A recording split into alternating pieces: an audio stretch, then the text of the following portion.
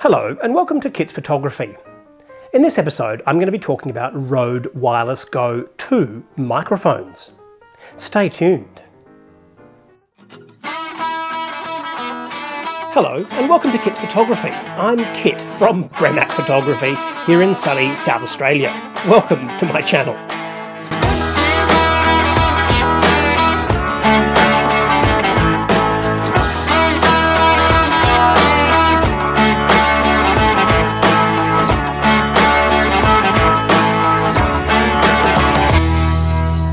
Hello and welcome to the show.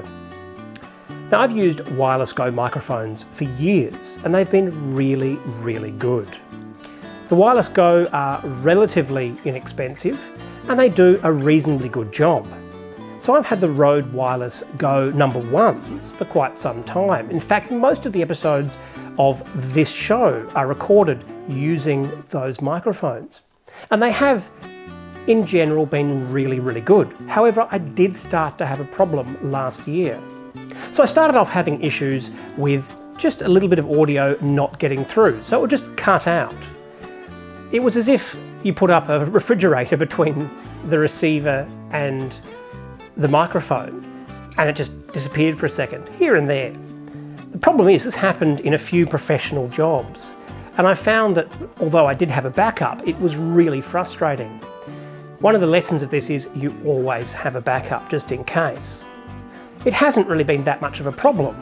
However, recently I found that when I shot a wedding, I had real problems and I had 2 microphones fail. Luckily, I had a third, so it wasn't the end of the world. However, at this point I thought I'm going to return them. I bought most of my equipment from a really good professional shop here in Adelaide.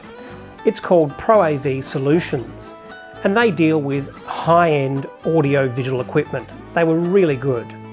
So I took in my RØDE Wireless Go #1s, both of them in, and within a short time I got a phone call to say you can come and pick up your microphones, and I thought, oh great, they'd been repaired, they'd been fixed, they were under warranty, and I picked them up and guess what? They were the next model up. So rather than just RØDE replacing them with the same model or repairing it, I got an upgrade, which is absolutely fantastic.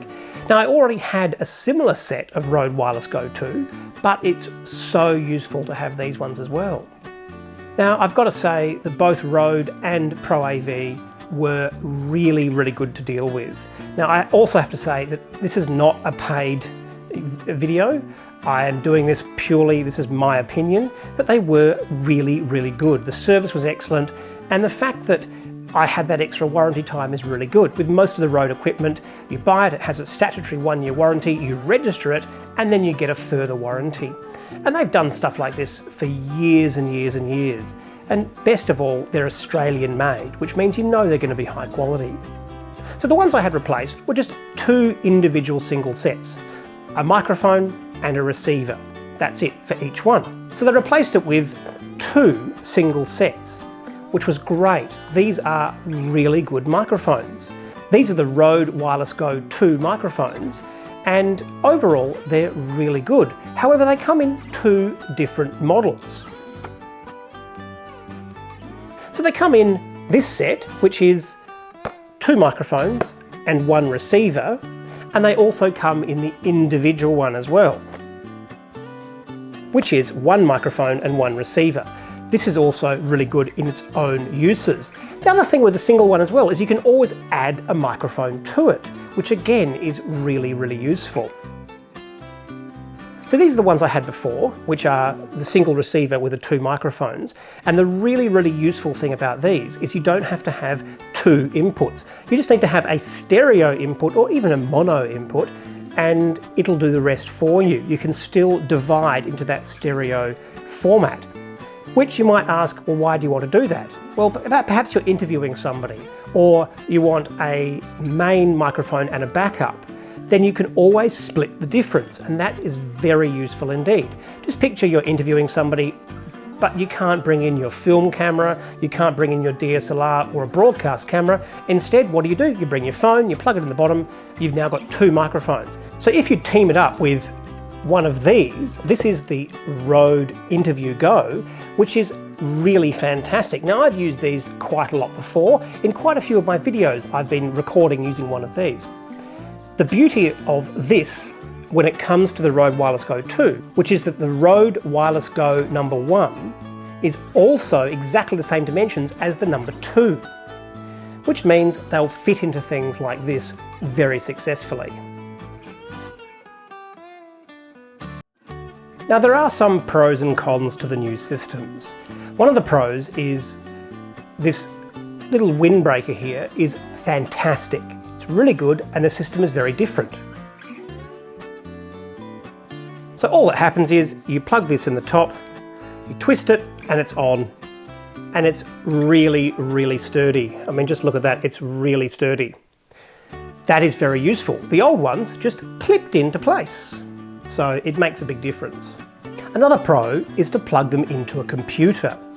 Now, this is really useful. You can do things like firmware upgrades, but with the right software, you can also control them. You can adjust subtle differences to make them really good, turning them from mono to stereo. This is the one with the two microphones. You can change it to a mono system, a stereo system, divide it up, change the output, all sorts of things. It's really, really great. That makes a huge difference when trying to manipulate things. The other pro in relation to the old one is the old one only had 3 decibel levels, whereas the new one has lots and lots and lots, which means that depending on your situation, you can really make a difference to the way the audio is being received. With all those pros, there are of course a couple of cons. So the units themselves are really high quality and the build quality is excellent. However, some of the accessories are not as good as they used to be. So for example, this is the charging cable from the old one. It has RØDE written on it. It's relatively high quality and it's quite long. It goes from USB standard to USB-C. It's really good. It even has a Velcro tie on it, which is fantastic. Whereas the new one is this. You can see here what I mean. It just seems a little bit cheaper. Whereas the new one just feels a whole lot cheaper. I'll show you what I mean. It's thin, it's got a cardboard surround on it there, and it just doesn't feel as sturdy. It doesn't feel like it's going to last as long. And the same goes for the audio connections. So this is the old one. It's stretchy, it's long, you can plug it into things, you can bend it, twist it, and it feels like it's strong. These were really expensive to replace, and that's because the build quality is really good. Whereas the new ones are just not as sturdy. Instead, you've got this little finite length piece of material and it's very thin. However, they're really minor things. The quality overall is excellent. The recording quality is really good, and overall I would recommend this sort of microphone. But there are some third-party accessories which are really good as well, especially for the one with the 2 microphones. So I've got one of these. This is a mobile charging unit.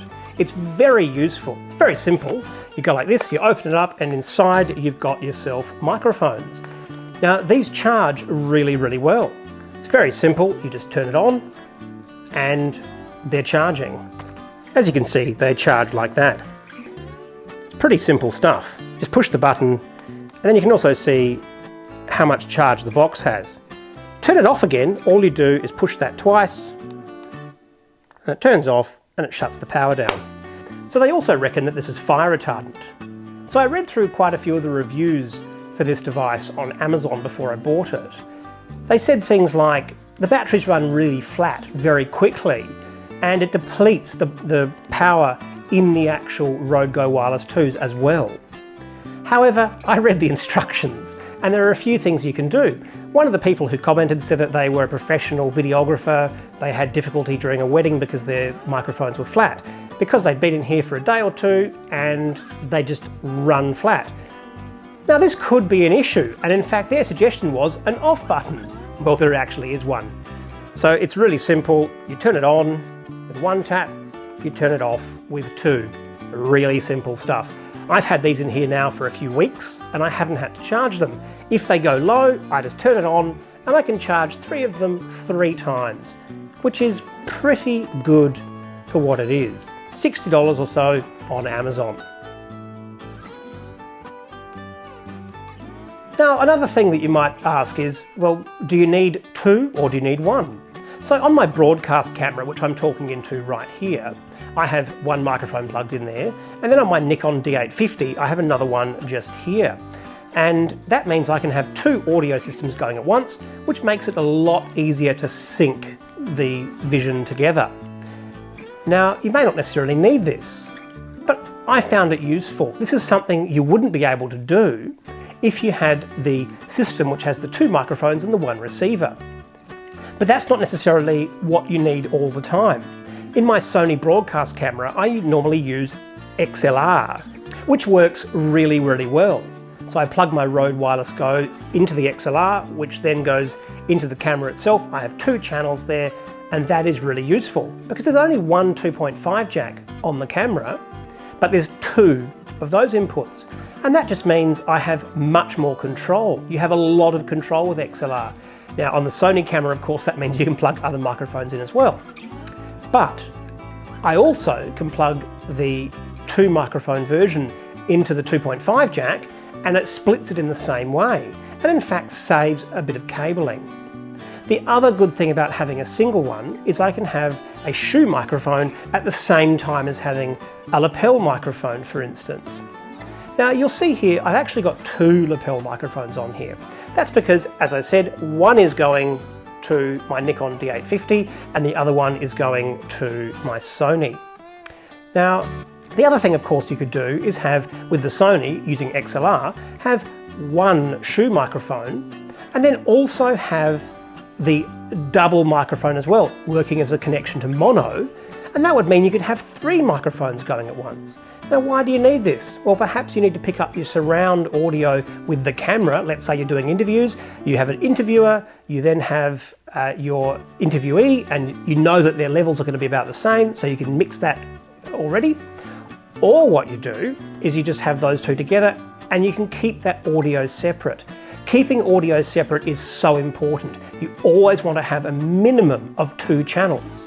And why do you do that? Because if something happens in one of them, great example, I was making a film for an organisation quite some time ago and somebody coughed. Now, I could just turn off their audio and you can't hear it. I've also had somebody laugh just a little bit, and it was something which could be found to be annoying. So you take away that laugh, you can't hear it. Absolutely fine, it works beautifully. That's why you have those two channels. So if you do have any questions about these new microphones, please leave it in the comments and I'll get back to you. And don't forget to like and subscribe, and I'll see you next time.